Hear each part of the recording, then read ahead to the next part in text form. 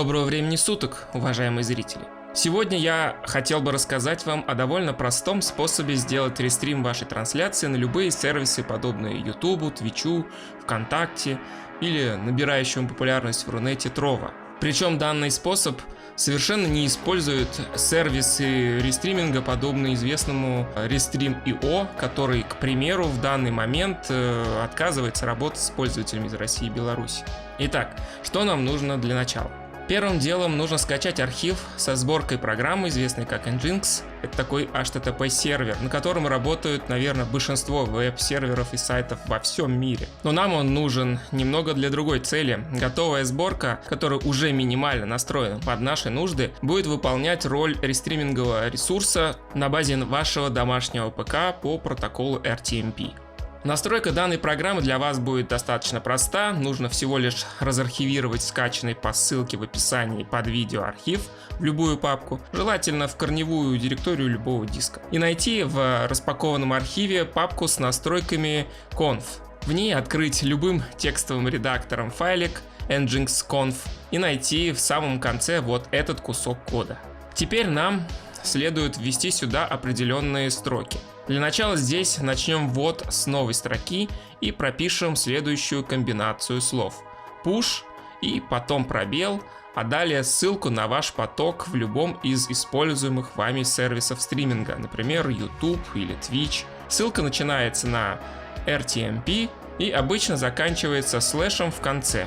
Точную ссылку вы увидите на вашем сервисе. Тот, кто сам себе настраивал программу OBS, поймет, откуда ее брать, а другим, наверное, и не пригодится данное видео. После этой ссылки на поток нужно без пробелов и других символов вставить уникальный идентификатор, ключ трансляции, который обычно в сервисах стриминга передается как пароль, он скрыт от посторонних глаз как бы.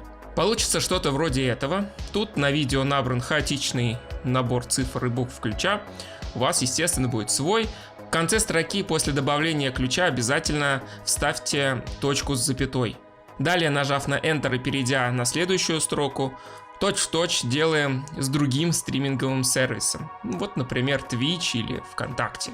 Если хотите третий сервис, пожалуйста, но учтите, что каждый новый сервис добавит нагрузку на вашу сеть, ведь поток будет одновременно отдаваться на разные сервисы с одинаковыми параметрами в мегабит в секунду по исходящему трафику.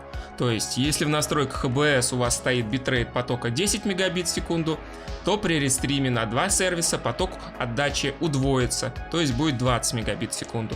Три сервиса, соответственно, 30 мегабит в секунду. Ну, в общем, вы поняли. После настройки обязательно сохраните файлик. Если интересно, что значат другие параметры в конфиге, то это 1935 номер порта, chunk size, максимальный размер блока для мультиплекса потока в килобайтах. Чем это значение больше, тем ниже нагрузка на центральный процессор компа. Конструкция Application Live – это настройка создания потока по протоколу RTMP с названием потока Live. Это как раз то, что у нас тут написано.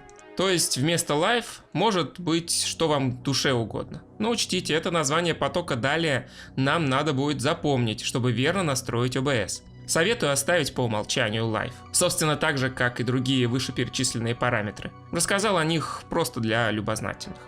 Теперь перейдем к запуску Nginx. Чтобы запустить Nginx, достаточно дважды кликнуть на исполняемый файлик в распакованной вами ранее папке. Визуально почти ничего не произойдет, так как это такой сервис, можно сказать, но это так и должно быть. Далее, чтобы проверить, а верно ли все работает, откроем в браузере адрес localhost.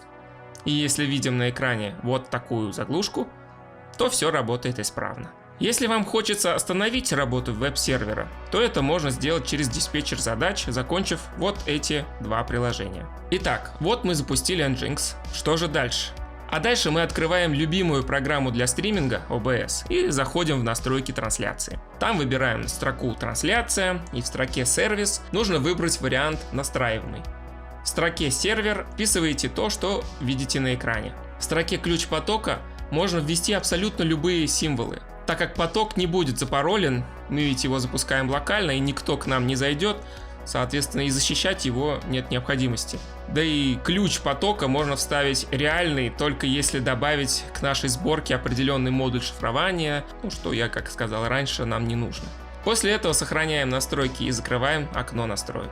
Ну теперь, в общем-то и все, достаточно запустить OBS, как обычно, начать стрим. Можете сразу проверить, везде ли у вас пошла трансляция.